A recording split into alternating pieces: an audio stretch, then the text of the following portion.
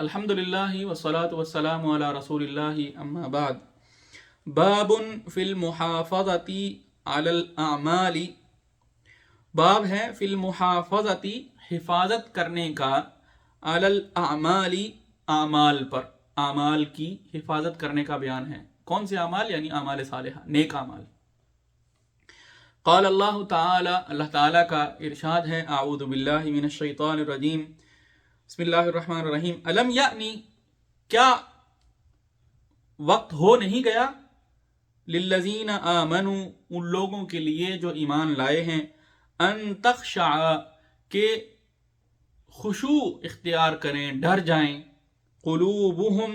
ان کے دل، لذکر اللہ، اللہ کے ذکر کے لیے،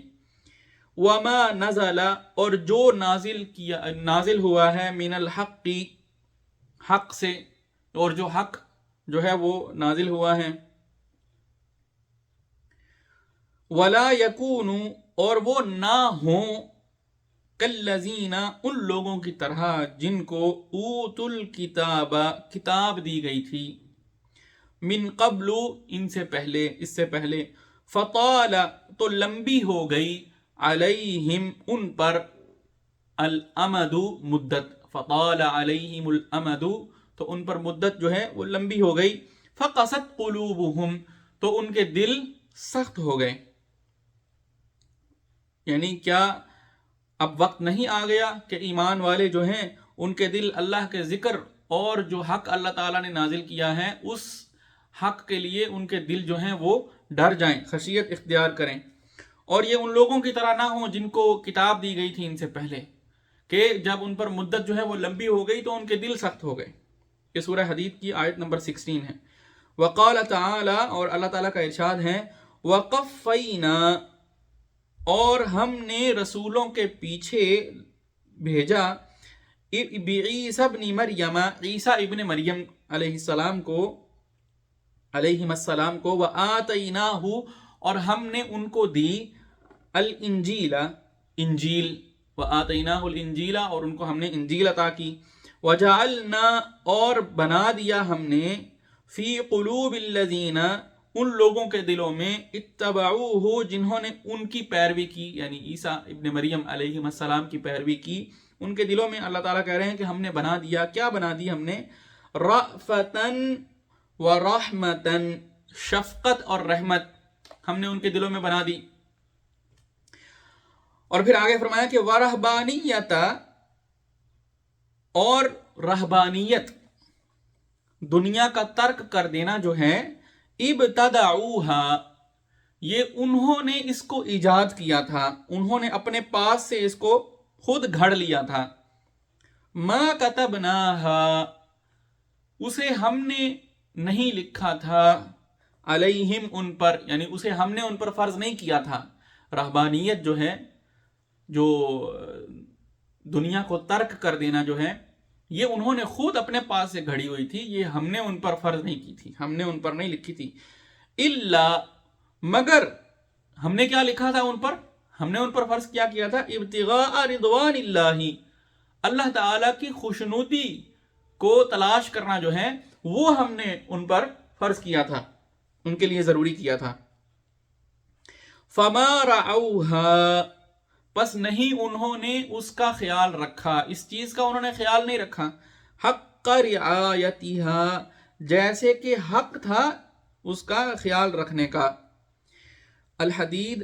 سورہ حدید کی یہ آیت نمبر 27 ہے۔